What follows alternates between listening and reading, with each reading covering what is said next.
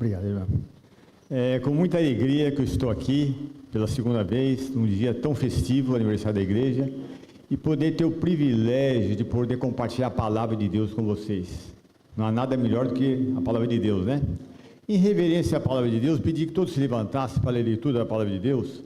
Nós vamos abrir o livro de Atos dos Apóstolos, capítulo 13. Atos dos Apóstolos, capítulo 13. Todos acharam? Então, Atos dos Apóstolos, capítulo 13, nós vamos ler a partir do versículo 1. E na igreja que estava em Antioquia, havia alguns profetas e doutores, a saber, Barnabé e Simeão, chamado Níger, e Lúcio, Cirineu e Manaém, que fora criado com Herodes, o tetrarca, e Saulo. E servindo eles ao Senhor, e jejuando, disse o Espírito Santo: apartai-me a Barnabé e a Saulo para a obra a que os tenho chamado.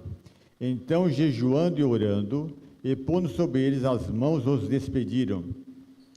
Versículo 4. E assim, estes, enviados pelo Espírito Santo, desceram a Seleucia e dali navegaram para Chifre. Vamos orar. Senhor Deus, te agradecemos por essa porção da tua palavra. Que teu Espírito Santo e seu ministério de iluminação me capacite aqui a expor a tua palavra de tal maneira que o Senhor seja exaltado e glorificado. Pedimos isso em nome do Senhor Jesus. Amém. Pode sentar.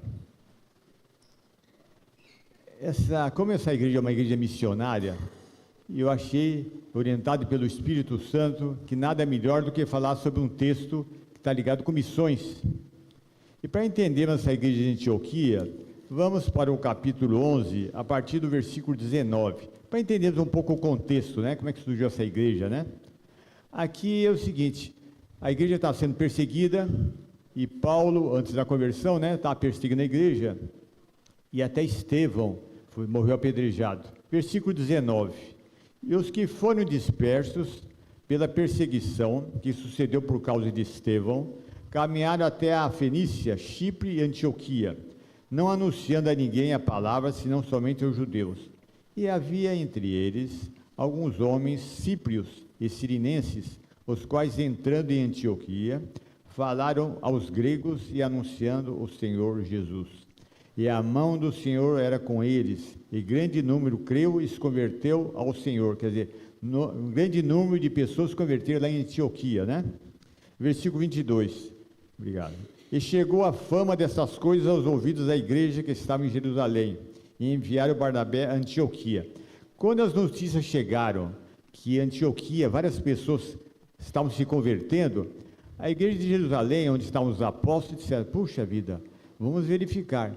Então eles comissionaram a Barnabé que fosse até lá para verificar se realmente havia conversões e, de certa maneira, atuar lá para ajudar no trabalho. Versículo 23. O qual, quando chegou, quer dizer, Barnabé, e viu a graça de Deus, se alegrou e exortou a todos que permanecessem no Senhor com propósito de coração. Quer dizer, ele verificou, constatou que realmente havia convertidos, e o que ele fez? Ele encorajou os crentes a permanecerem o quê? Fiéis ao Senhor, né? E que perseverassem na fé, levando em conta que havia perseguições, né? E o que ele fez, orientado pelo Espírito Santo? Versículo 24. Porque era homem de bem e cheio do Espírito Santo, Barnabé, e de fé, e muita gente se uniu ao Senhor. Quer dizer, já havia convertidos, mas com a ida de Barnabé lá, aí Deus operou e mais conversões, né? E orientado ainda pelo Espírito Santo, o que ele fez? Versículo 25. E partiu Barnabé para Tarso, à busca de Saulo. Saulo é o nome judaico, e Paulo é o nome gentil, tá? E achando-o, conduziu para Antioquia. E sucedeu que, por todo o ano, se reuniram naquela igreja, e ensinaram muita gente, e em Antioquia foram os discípulos, pela primeira vez, chamados cristãos. Veja o privilégio dessa igreja. Durante um ano, homens como Paulo e Barnabé ensinando a palavra de Deus. Quer dizer, isso vale para um seminário, pós-graduação, doutorado, tudo. Imagina a profundidade, né? Então era uma igreja, e essa igreja, em sua maioria, era formada por gentios. E havia, naturalmente, judeus também, mas gentios, né? E ela veio a ser a primeira igreja independentemente da igreja mãe lá em Jerusalém, que Deus enviou para missões na Europa e na Ásia. E uma coisa importante nessa igreja, que era uma igreja modelo, uma igreja de referência, até para nós hoje, embora essa igreja não exista mais, mas sim está registrado na palavra de Deus, né? Primeiramente, que eu acho importante, eles perseveravam na doutrina dos apóstolos, quer dizer, eles aprenderam, tiveram um fundamento, uma base extraordinária com os estudos dados por Barnabé e por Paulo. Então, uma igreja que realmente amava a palavra de Deus, conhecia profundamente a palavra de Deus e se aprofundava cada vez mais. Outra coisa, crentes não perfeitos, mas cheios do Espírito Santo, controlados pelo Espírito Santo. Outra coisa, uma igreja como hoje também, todos nós recebemos dons espirituais. E uma igreja, naquela época, que orientados, controlados pelo Espírito Santo, exercia os dons para a edificação da igreja. Também era uma igreja que amava o trabalho evangelístico local e Deus despertou para o trabalho missionário. Então era uma igreja realmente de referência e modelo, né? E ela, interessante, eu falei de doutrina, mas quando algumas heresias, como legalismo, judaizantes, quiseram penetrar em várias igrejas, lá não entrou. Porque eles tinham como gabarito, como padrão a palavra de Deus, e eles resistiram à heresia legalista e outras heresias que quiseram entrar também, né? E nós vamos voltar agora para o texto, versículo 1. Na igreja, capítulo 13, versículo 1. Na igreja que estava em Antioquia, havia profetas e doutores. Naquela época, não é como hoje nós temos o privilégio de ter toda a palavra de Deus. Como é que poderia ter um culto sem a palavra? As pessoas se reuniram e aí ficavam esperando o quê? Naquela época, havia homens dotados, que faziam parte da igreja. Aqui fala de profetas. Profetas eram homens capacitados pelo Espírito Santo, que recebiam a revelação diretamente de Deus e depois proclamavam para a edificação do corpo da igreja, né? Inclusive proclamavam coisas que um dia seriam registradas, como nós temos no Novo Testamento. E também havia também o quê? Doutores ou mestres. Quem que eram esses doutores? Eram pessoas capacitadas pelo Espírito Santo para exporem, explicarem e aplicarem a palavra de Deus de uma maneira simples e compreensível. Hoje nós não temos mais profetas que vê com novas revelações, a não ser esses falsos profetas que tem por aí, né? Nós temos a palavra de Deus, tudo que nós precisamos saber, mas mestres são tão necessários, né? Mestres são ainda pessoas que ensinam a palavra de Deus para que as pessoas possam ser edificadas. Muito bem. Aqui citou o nome de vários deles, né? E quando chega no versículo 2, e servindo eles ao Senhor, e jejuando, disse o Espírito Santo. Naturalmente, ele deve ter usado um daqueles profetas, né? Apartai-me a Barnabé e a Saulo para a obra que os tenho chamado. De repente, eles estavam lá, de repente o Espírito Santo falou, separe a Paulo e a Barnabé, né? Então, jejuando e orando, e pondo sobre ele as mãos, os despediram. Naquele momento, orientados pelo Espírito Santo, eles realmente reconheceram o chamado dos dois. E, no caso de imposição das mãos, eles estavam o quê? Se identificando, reconhecendo o chamado dos dois para o quê? Para o ministério de missões. E aí começou um ministério maravilhoso. E Paulo, sem dúvida nenhuma, foi o maior missionário de todas as épocas da história, né? Um homem cheio do Espírito Santo, né? Interessante que no versículo 3, fala, jejuando e orando, e pondo eles sobre as mãos os despediram, e assim eles enviados pelo Espírito Santo, está vendo? O Espírito Santo os chamou, foram comissionados e foram enviados pelo Espírito Santo. Agora, uma coisa interessante que nós vamos verificar aqui, no capítulo 14, a partir do versículo 26, Atos 14, a partir do versículo 26.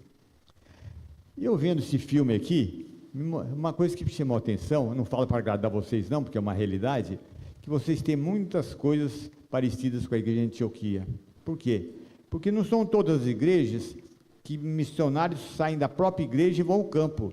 Existem muitas igrejas que ajudam no trabalho missionário, enviando ofertas, tudo, mas não são missionários da própria igreja. Então é um privilégio de vocês, para dizer a verdade, eu podia contar nos dedos igrejas que tem não só um, dois ou três, mas vários missionários saindo da própria igreja, como Saulo e Barnabé. Então é um privilégio essa igreja ter missionários que saem daqui mesmo, né? Então veja no versículo 26. Aqui fala da primeira viagem de Paulo e Barnabé. Agora estão regressando, e dali navegaram para Antioquia, de onde tinham sido encomendados à graça de Deus para a obra que já haviam cumprido. E quando chegaram e reuniram a igreja, relataram quão grandes coisas Deus fizera por eles, primeira viagem missionária, e como abrir aos gentios a porta da fé. Interessante, nas viagens todas de Paulo, eles saíam da igreja e retornavam para a igreja, para quê?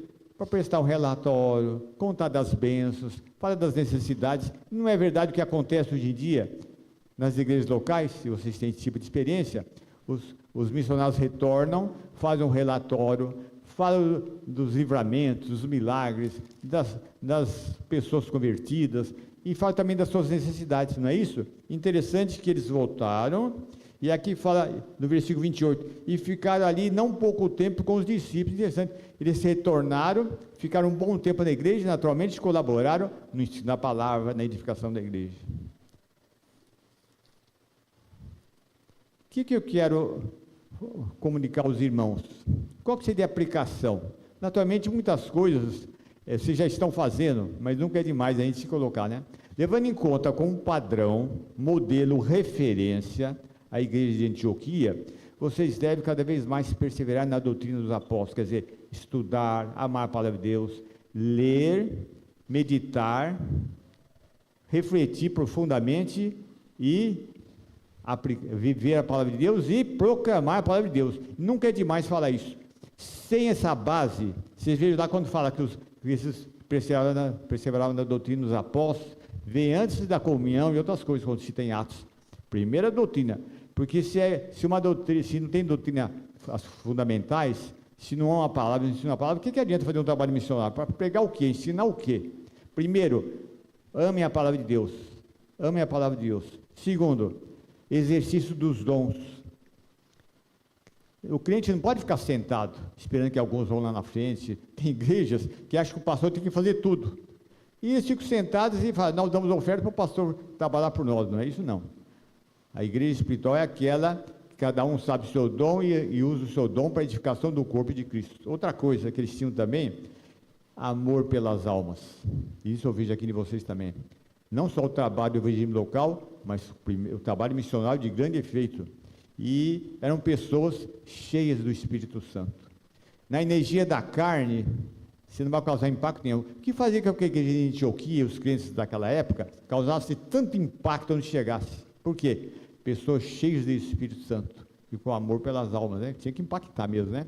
Vamos abrir lá em Mateus capítulo 28, um texto tão conhecido, mas nunca é demais nós verificarmos, né? Mateus capítulo 28, chamada Grande Comissão, versículo 18. E chegando Jesus, falou-lhes dizendo, é-me dado todo o poder no céu e na terra. Portanto, ide fazer discípulos de todas as nações. Isso é importante. Não adianta nós pregarmos o evangelho e a pessoa se converter e depois não discipularmos. Tem que fazer o trabalho completo. Porque como é que fica? Senão fica que nem menor abandonado, né? Nasce e fica abandonado aí, jogado. Não. Trabalho do discipulado é obra completa. Ensinando-os o quê? A guardar todas as coisas. Portanto, ide fazer discípulos de todas as nações, batizando-os em nome do Pai, do Filho e do Espírito Santo. Ensinando-os a guardar todas as coisas. Quer dizer, não para no evangelismo. Você tem que dar continuidade. E eu vos tenho mandado, e eis que estou convosco todos os dias até a consumação do mundo. É muito importante, você que faz trabalho evangelístico, você que exerce seu dom, seja qual for, e você que vai fazer trabalho missionário, que você tenha consciência dessa promessa aqui, eis que estou convosco todos os dias, para você não ficar desanimado. É difícil o campo missionário, não é?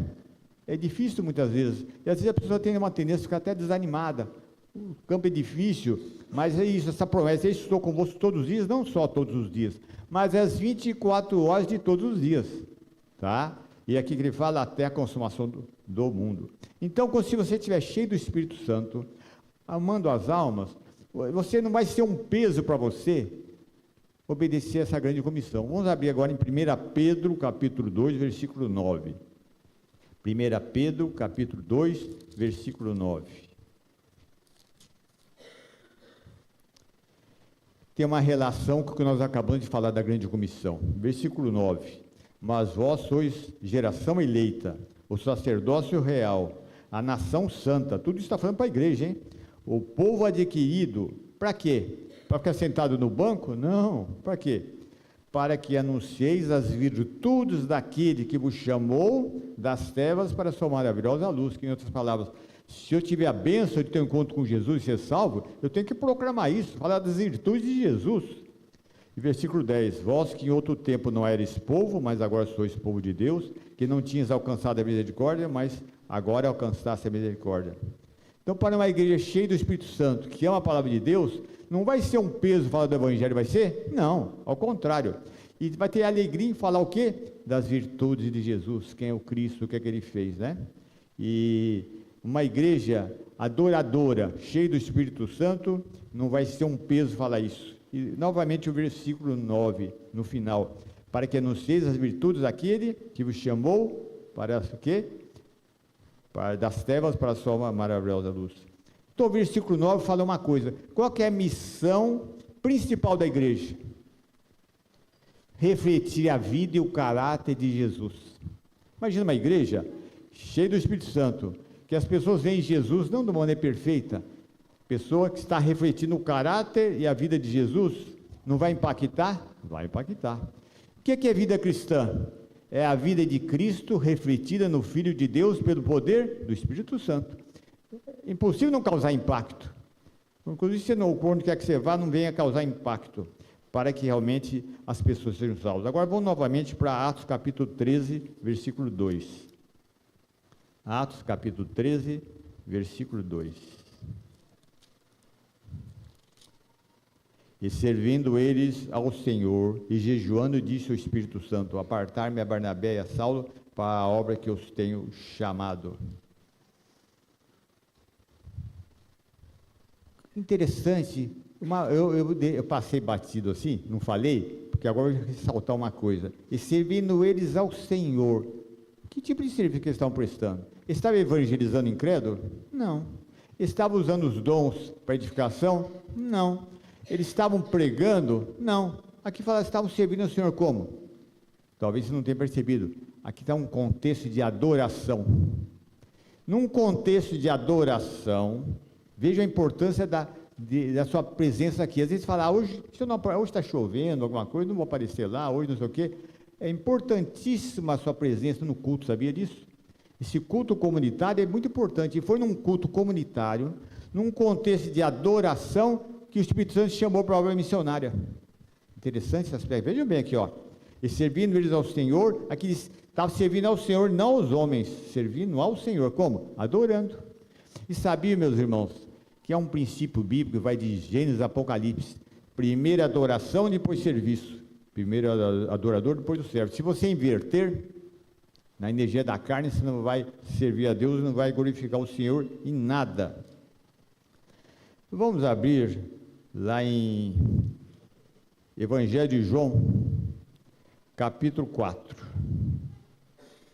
Antes de abrir o Evangelho de João, capítulo 4, tem o seguinte: missões tem como combustível, alimentação, despertamento para missões, evangelismo, adoração. Alguém com o coração adorador, amando o Senhor Jesus, cheio do Espírito Santo, ele vai até o fim do mundo para pegar a palavra de Deus, não é verdade? Por isso que é muito importante o curso de adoração. Muito importante por quê? Porque a adoração começa exatamente num contexto de adoração. Vamos abrir em João capítulo 4, Evangelho de João capítulo 4, a partir do versículo 23, que vocês conhecem bem esses versículos, né? João 4, 23. Mas Jesus falando para a samaritana, mas a hora vem e agora é, em que os verdadeiros adoradores adorarão o Pai em espírito e em verdade, porque o Pai procura a tais que assim o adorem. Deus é espírito e importa que os que o adoram, adorem em espírito e em verdade. Adorar em espírito seria o quê, hein? Se entra na presença de Deus pela fé, em nome do Senhor Jesus, que ele só aceita o culto que é feito em nome de Jesus, né? Com o quê? No íntimo, com reverência, com respeito, não com hipocrisia, sem pecados não confessados, sem ter comunhão com Deus. E em verdade, que seria um culto em conformidade com a palavra de Deus. Hoje em dia, existem cultos que são verdadeiras aberrações bizarrices teológicas, coisas absurdas, quando não é entretenimento, né? Em muitos lugares, né? Não, isso não é culto verdadeiro. As pessoas não têm nem consciência de quem é Deus. E seria interessante que as pessoas tivessem diariamente a ler a palavra de Deus, uma visão renovada da grandeza de Deus, da sua soberania, da sua graça, da sua bondade, da sua santidade. Seria uma bênção se todos nós tivéssemos uma experiência como Isaías no capítulo 6 a gente vê, né? Então, quando a pessoa adora a Deus em espírito e em verdade, ele está assim glorificando a Deus, glorificando a Deus.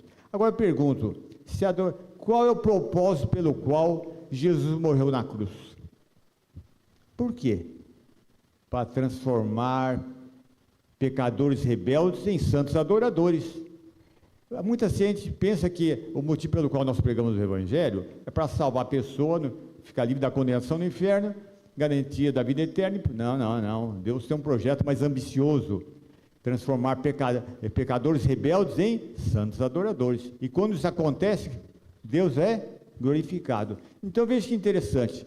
Missões começaram num contexto de adoração, e começam, as pessoas saem com o coração adorador, cheios do Espírito Santo, vão lá, pregam o Evangelho, a pessoa se salva, e potencialmente o convertido se transforma em quê? Em um santo adorador, que vai adorar a Deus em espírito e verdade. Isso motiva mais. Você não vai apenas pregar o Evangelho para alguém ficar livre do inferno, não, para que aquele convertido potencialmente se transforme o quê? Num santo adorador que adora a Deus em espírito e verdade. Isso não é mais motivador? Então você vê, missões começa com adorar, e todo verdadeiro serviço para Deus procede da adoração. E a adoração, meus irmãos, é a atividade mais sublime do cristão. Valorize esse contexto que vocês têm aqui. É importante adorar a Deus em casa? Sim. Mas essa adoração comunitária é abençoadora. E eu peço a Deus que vocês que tem tantas pessoas já despertadas aqui, que em cada culto, quem sabe, cada culto de adoração, pessoas sejam despertadas para o trabalho missionário. Quem sabe, até hoje Deus venha despertar pessoas para o trabalho missionário. Vamos abrir agora, meus irmãos, lá em Salmo 117. Salmo 117. É um salmo bem pequenininho. Salmo 117, versículos 1 e 2. Veja que coisa maravilhosa aqui. A riqueza desses dois versículos, Salmo 117.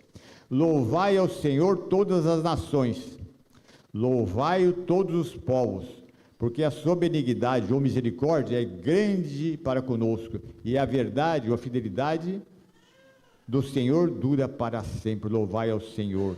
Aqui o salmista está convocando todas as nações para quê, hein? Para adorar e louvar o Senhor. Por quê? Por causa da sua misericórdia, do seu amor fiel, do seu amor imutável.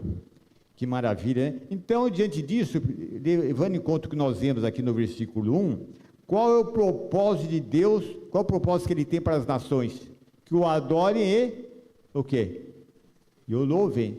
Mas como pode... Deus pode ter pessoas entre as nações que o adorem e o louvem, se ninguém pregar para eles, não é verdade? A vontade de Deus é essa, mas se ninguém pregar para eles, como é que eles podem adorar e louvar? E esses versículos são tão importantes que nós vamos abrir em Romanos capítulo 15, que é o mesmo assunto é repetido lá. Romanos capítulo 15, versículo 9. Romanos capítulo 15, a partir do versículo 9. Veja que interessante. Agora é Paulo falando, agora é Novo Testamento. Alguém fala, é só no Velho. Agora no Novo Testamento, a partir do versículo 9. Romanos 15, 9. E para que os gentios, as nações, glorifiquem a Deus pela sua misericórdia, como está escrito: portanto eu te louvarei entre os gentios e cantarei ao teu nome. E outra vez diz: alegrai-vos os gentios, ou nações, com o seu povo. E outra vez: louvai ao Senhor, todos os gentios, celebrai todos os povos. Vê que coisa, hein? Então aqui ele chama, convida, convoca todas as nações, para quê? Para louvar ao Senhor. Porque, por causa do quê? Dos atributos do Senhor. Misericórdia, amor, graça, tudo que Ele tem manifestado e manifestou no seu povo. E porque Ele é fiel. Deus é fiel, um Deus que cumpre as suas promessas, né? Então a razão para louvar qualquer, por causa dos seus atributos, como falei, amor, misericórdia e tudo mais, né? E quando tudo isso acontece, Deus é exaltado. levando em conta o que nós vemos lá em Atos, nós vamos voltar para Atos novamente, Atos, capítulo 13, versículo 2. E servindo eles ao Senhor, jejuando, e disse o Espírito Santo: apartai-me a Barnabé e a Saulo para a obra que eu os tenho chamado. Então, jejuando e orando, e pondo sobre ele as mãos, os despediram. Veja que coisa interessante. A igreja espiritual é a igreja que ouve e obedece à voz do Espírito Santo. Hoje o Espírito Santo não fala através de profetas, fala através da sua palavra. Mas uma coisa que eu quero ressaltar é o seguinte: a igreja não foi egoísta. Ela abriu mão dos seus líderes mais capacitados e mais experimentados. Quem? Paulo e Barnabé.